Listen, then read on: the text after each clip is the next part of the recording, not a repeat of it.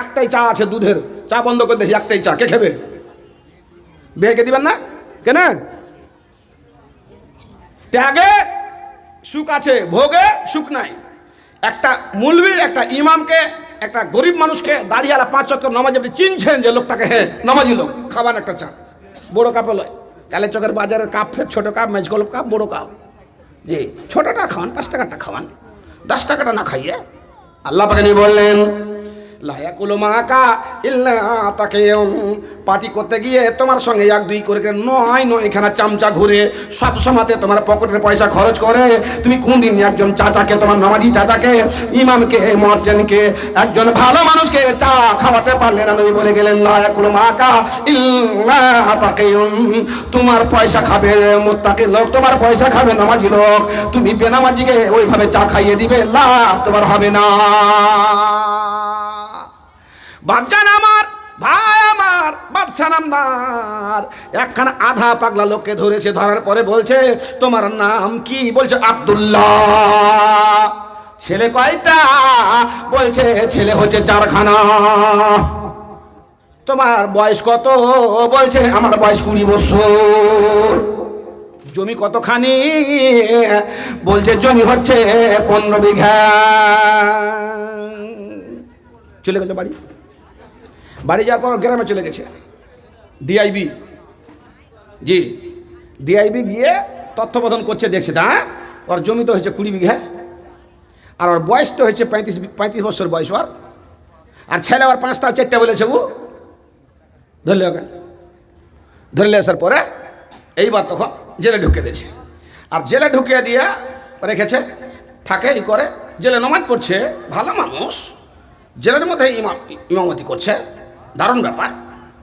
লোকটাকে তখন জেলার জিজ্ঞাসা করছে কি ব্যাপার তোমার, তুই নামাজি লোক মিথ্যা কথা বলতে গেল না? কেন মিথ্যা কথা বলবো? আমি যেটা বলেছি 100% সত্য কথা বলেছি, কিয়ামত পর্যন্ত সত্য কথা বলবো, আমি আসল সত্য কথা বলেছি। তোমার বেটা কয়টা? 4টা। বয়স কত? তো তোমার বয়স যে ওখানে খাতাতে দেখছি এরকম, আসল তথ্যটা লিবি তুই, তো তুই জেলার, তুই আমার কাছে শোন। বন্ধুরে আমার, আল্লাহ রাব্বুল আমিন নবী মুহাম্মাদের মুখ দিয়ে বলিয়ে দিয়েছেন সাল্লু কাবলা আন তুসাল্লু আলাইহি। বন্ধুরে আমার, তোমার উপরে একখানা নামাজ হবে, ওই নামাজখানা হওয়ার আগে জীবনে তুমি তোমার নামাজ পড়ে নাও, মানে হলো এমন একটা দিন আসবে, এমন একখানা সময় আসবে, সময় যেদিন তোমার ফুরিয়ে যাবে, সেই দিন তুমি মরে যাবে। ইদা জা আজালুহা লা ইস্তাখিরুনা সাআতান ওয়া লা ইস্তাকদিমুন, তোমার সময় যখন শেষ হয়ে যাবে, মৃত্যু সাজায় শুয়ে যাবে, মা লাম ইয়াতিহাল কারকারা, তখন তোমার আর তওবা কবুল করা হবে না। সময় থাকতে আল্লাহর কাছে নিজের গুনাহ খাতাকে উঠিয়ে ধরে ক্ষমা চেয়ে নাও, তারপরে তোমার উপরে মরে যাওয়ার পরে একখানা নামাজ হবে, নামাজের নাম হবে জানাজার নামাজ। জানাজার নামাজ হওয়ার আগে তোমার জীবনের তোমার নামাজগুলো তুমি পড়ে নাও, নইলে মানা রাজান যিকরি ফাইন্না লাহু মাইশাতান যানকা, যে ব্যক্তি আল্লাহ পাক রব্বুল আমিনের সময়গুলোকে কেটে নিবে, মাত্র 2 ঘন্টা সময়, 1 ঘন্টা সময়, 70 বছরের মধ্যে মাত্র 2 বছর সময় আল্লাহর কেটে নিয়েছে, 23 বছর ঘুমিয়ে কেটে দিয়েছে, আর এদিকে অনেকগুলো দিন নিজের সংসারে কাটিয়ে দিয়েছে। 2 বছর আল্লাহর সময়টা কেটে নিয়েছে, পার ডে 50 মিনিট করে কেটে নিয়েছে বলে আল্লাহ রাব্বুল আমিন তার 2খানা ক্ষতি করে থাকেন। একখানা হলো তার জীবনে ব্যস্ততা দিয়ে দেয়, আর 2য় নম্বর হলো তার সংসারের বরকতখানাকে টেনে নেয়। চার দোকানে বসে কইছে হ্যাঁ এত কামাই করছি, বাপ হাজা ধরে না, হ্যাঁ শালা কুলাইতে পারি না, হ্যাঁ কুলবে না, যে আল্লাহর সময়টা কেটে নিয়ে নিজের সময় তো দিয়ে দিয়েছেন, যে ওইটা আল্লাহর সময় কেটেছেন, এটা হক নষ্ট করেছেন। আল্লাহ বলছেন ইন্নাল্লাহ ইয়ামুরুকুম আন তুআদ্দুল আমানাতি ইলা আহলিহা। বাপজান আমার, আল্লাহ রাব্বুল আমিন ব্যস্ততা জুড়ে দেয়, যে আল্লাহর সময়কে কেটেলেন। দেখেন ব্যস্ততা কত আছে, নামাজির অত ব্যস্ততা নেই, যে নামাজ পড়ে ব্যস্ততা আছে, কন্ট্রোলে আছে। আপনি পরীক্ষা করবেন কালকে থেকে। আর বেনামাজির ব্যস্ততা, ফোন ধরে ওর পায় না, কতন কি করছে, দূর শালা সাইলেন্ট করতে দেবে, ফান্ডা ফোন সাইলেন্ট করে দিচ্ছে, এত ব্যস্ত। আর ব্যস্ততা প্রমাণ হয়েছে কখন? শালি যখন অসুখ হয়েছে মালদা নার্সিংহোমে তখন সময় বের করতে পেরেছে, আর দিদি বোন মা খালা ফুফু আত্মীয় স্বজন অসুখ হয়েছে যেতে পারেনি। বাড়তি কথা বললাম নাকি? জি, কালে চক ভয় করে কথা বলতে হয়েছে, তাহলে কি ইমামকে সাক্ষী করছে। জি বন্ধু, আমি আয়াত দিয়েছি আপনাকে, বাপজান আমার, ভাই আমার, লোকটি বলছে আল্লাহর সময় যদি তুমি কাটো, আল্লাহ রাব্বুল আলামিন তোমাকে ব্যস্ততা দিয়ে দেয় এবং তোমার সংসার থেকে বরকত খানাকে টেনে নেয়। আল্লাহ পাকের নবী মক্কা থেকে যখন মদিনায় চলে গেলেন, আল্লাহ নবী দোয়া করছেন, রব্বানা, প্রভু তুমি দাও আমাদের বরকত দাও, মদিনাতে বরকত দাও, আমাদের মদিনার খেজুরের বাগানে বরকত দাও, আমাদের তারাজুতে বরকত দাও, ওজনে বরকত দাও, গমে। এই করে আল্লাহ পাকে নবী দোয়া করছেন এবং বললেন, ইনকাম করা বড় কথা নয়, আয় করাটা বড় কথা নয়। আয় ইনকাম করার পরে, ধান মারার পরে, গম ভুট্টা মাঙার পরে, তার মধ্যে বরকতটা হচ্ছে বড় জিনিস। আল্লাহ গো, তুমি আমাদের মাল ধন দেশে, আমাদের তারাজুর পাল্লাতে বরকত দাও। তো আসল কথাটা বলো বন্ধু। আসল কথা হলো এই, আমার বয়স আসলে 35 বছর। আল্লাহ রাব্বুল আলামিন কিয়ামতের করে জিজ্ঞাসা করবেন, আন উমরে, হে তোকে সময় দিয়েছিলেন 50 বছর, কোথায় পাই বিধান করেছো? বন্ধুরে, 50 বছর আয়ু, 70 বছর আয়ু পাওয়ার পরে বাই বিধান আল্লাহর পথে করতে হবে, শরীয়তের বিধি বিধানের পথে করতে হবে, ইনকামের পথে করতে হবে, হালাল পথে করতে হবে। 15 খানা বছর আমি হারাম পথে আমার আয়ুকে বিনিবন্টন করে দিয়েছিলাম, তার জন্য 15 বছরকে ধরি নাই, 15 বছর কেটে ফেলে দিয়ে 20 বছর থেকে আমি ইবাদত বান্দেগি আল্লাহর পথে আমার সময়কে বয় বিধান করছি বলে 20 বছর ধরেছি, 15 বছরকে কেটে ফেলে দিয়েছি।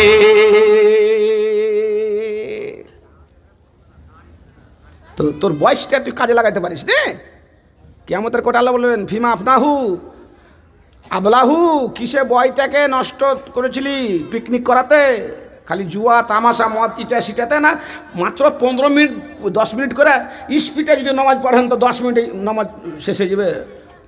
যে একটু এক্সপ্রেস গাড়িও আছে, লোকাল গাড়িও আছে, যে একটু ফুল স্পিড দিয়ে দেন, কতক্ষণ লাগবে? একদম ব্যাগছা 3-4টা সূরাকে একদম ধুইনা মুখস্থ করেন, ইন্না তাইনা কুল আল্লাহ আহাদ, আর নাস, বাস ফাড়া মারেন, আলহামদুলিল্লাহ আর ইন্না তাইনা লাগিয়ে দেন।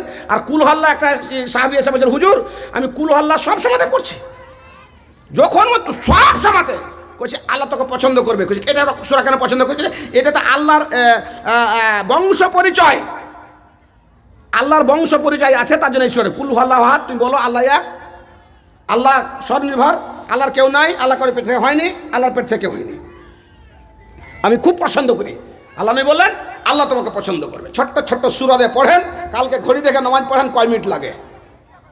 বাপজান আমার, বন্ধুরে, বুঝলাম সময়কে কাজে লাগিয়েছো বলে 20 বছর ধরেছো, 15 বছরকে কেটে দিয়েছো হারাম পথে, তুমি ওই সময় খানিকে কাটিয়েছো। অথচ আল্লাহ পাক রব্বুল আলামিন বলছেন, বান্দারে তুমি নামাজ পড়ো নাই, রোজা রাখো নাই, তুমি আমার বিধি বিধান পালন করো নাই। 2 প্রকার বিধান রয়েছে, একটা বিধানের নাম হচ্ছে হুকুকুল্লাহ, আল্লাহ সংক্রান্ত বিধান, অপর বিধানের নাম হচ্ছে মানব সংক্রান্ত বিধান। আর কিয়ামতের কোটে 2টা পাল্লা বের হবে, 2 রকম বিধানের আল্লাহ হিসাবে নেবেন। বান্দা তুমি আল্লাহর কাছে ভুল করেছো, নামাজ পড়ো নাই, রোজা করো নাই, অন্যায় করেছো, আল্লাহর বিধি বিধানকে কেন্দ্র করে আমি আল্লাহ রাব্বুল আলামিন তোমাকে বলেছিলাম, তাকনাতু মির রাহমাতিল্লাহ, আল্লাহ তুমি আল্লাহর রহমত থেকে বঞ্চিত হইও না, কারণ তুমি জানো না একখানা রহমত আমি পৃথিবীতে পাঠিয়েছি, 99খানা রহমত আমি আমার কাছে রেখেছি। একখানা রহমত পৃথিবীতে এসছে, আর একটা মেয়ে ছেলেকে ভালোবেসেছে একটা ছোড়া, আর ভালোবেসে থানাতে ধরা পড়েছে, বাপ গেছে মা গেছে, কুলসুম চ বেটি চ বেটি চ, এদিকে তাকিয়ে দিয়েছে, চোরাচুনির মতো তাকিয়ে দেখছে। থানার বড়বাবু কেছে, এটা কে? কয়েছে চিনি না।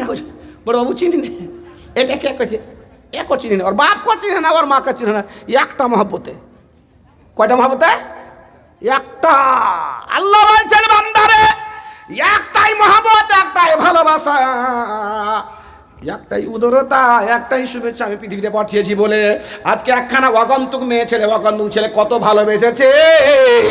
বাপকে থানাতে চিনতে পারলো না, মাকেও থানাতে চিনতে পারলো না, ছেলে দিয়ে দিল বেটিকে, তবু বাপকে মাকে চিনতে পারলো না। 99 খানা রহমত আমার কাছে আছে, তুমি আমার কাছে ক্ষমা চাইবে। আল্লাযিনা আমানু তুবু ইলাল্লাহি তাওবাতান নাসুহা, সারা জীবনের পাপ আমি ক্ষমা করে দিয়ে তোমাকে জান্নাতবাসী করব। একখানা মেয়ে ছেলে 99টা ছেলের সঙ্গে খারাপ কাজ করার পরেও আমার কাছে ক্ষমা চেয়েছিল। কুকুরকে পানি পান করিয়ে আমি আল্লাহ তাকে জান্নাতি বানিয়েছি। বান্দারে 20 বছর নামাজ পড়েছো, 15 বছর তুমি ভালো কাজ করো নাই, আমি আল্লাহ রাব্বুল আলামিন বলেছি সাইয়্যিবাদুল্লাহ সাইয়্যাতিহিম বিল হাসানাত। যখন তুমি নামাজ ধরে নিবে, আগামী কালকে তুমি যদি নামাজ ধরে নাও, তাহলে তোমার যতগুলো বিগত গুনাহ আছে, আল্লাহ সংক্রান্ত গুনাহ, সম্পূর্ণ গুনাহ উপরে আমি অমৃতি ঢেলে দিয়ে তাকে আমি নেকিতে পরিবর্তন করে দিব। হতে পারে তোমার দাদুর চাইতে তোমার নেকি বেশি হয়ে যাবে। সারিফুল দিয়েছে, প্রথমেই দিয়ে গেছে। সারিফুল 200 টাকা দিয়ে গেছে, শরীর খারাপের জন্য চলে গেছে বাড়ি। জি, তো 200 টাকা মাত্র দিয়েছে শরীর খারাপের জন্য। 500 টাকা ফি ডাক্তার কাছে যায়, ফিটা তো দিত গো। ও এগুলা ছোট ডাক্তার না, যা মালদাতে লাইনে দাঁড়িয়ে থাক, 372টা রুগী 2 মিনিটকে দেখছে। বাপ ওই এটা মিথ্যা কথা বললি তো তোর জমি যে 15 বিঘা, তো 40 বিঘা, তো 20 বিঘা কেন বললি, কিংবা কম কেন বললি? তোর বেটা যে 5টা 4টা কেন বললি? কথা সংক্ষেপ বাপ। ওই যে 5টাই বেটা আসলে, কিন্তু একটা বেটা নামাজ পড়ে না, ওকে আমি ধরিনি। ওর গোষ্ঠীকে বেঁচে দিয়েছি, ওকে বেঁচেছি, ওর গোষ্ঠীকে বেঁচে দিয়েছি। নূহ আলাইহিস সালামের ছেলে নামাজ পড়েনি, ওর স্ত্রী নামাজ পড়েনি। আল্লাহ বলে লাইসা মিন আহলিকা, তোর এটা পরিবার নয়, তোর এটা এ নয়। নূহ নবীর কাছ থেকে যদি সংসার থেকে স্ত্রীকে আল্লাহ কাটিয়ে দিতে পারে, ছেলেকে কাটিয়ে দিতে পারে, তা আমি কোন বাপ? আমার বেটা নামাজ পড়ে না, আমি ওকে কাটিয়ে দিয়েছি। তার লাগে আমি 4টা বেটা বলেছি, একটা বেটাকে বলি নিখো। কোনো বাপ বেনামি বেটা জিজ্ঞাসা করছে, বিহাই কয়টা বেটা?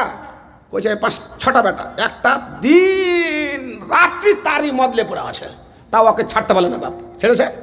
ছাড়েনি। আর আগে বাড়লাম না আমি, কারণ আমি তো বুঝতে পারছি না, ফকির চাহা বক্তা, আমি কালেকশন করতে হবে আমাকে, পূর্ণ ওয়াজ আমি করতে পারি না। বাপজান ও বয়সটাকে, সময়টাকে ধরেনি, যেটা সময় আল্লাহর বিরুদ্ধে বই করেছে। আর আল্লাহর বিরুদ্ধে আল্লাহর সময়টা যখন কেটে নিয়ে আপনার নিজের সময়টা ঢুকিয়ে দিবেন, তখন আল্লাহ 2টা জিনিস দিবে আপনাকে, একটা ব্যস্ততা বাড়িয়ে দিবে, আর দ্বিতীয় আপনার বরকতটাকে কমিয়ে নেবে। বাপজান আমার, ভাই আমার, এই লোকটিকে বলছেন তাড়াতাড়ি তার লকআপ থেকে বের করে দাও। ইতি লোক হচ্ছে আইডিয়াল।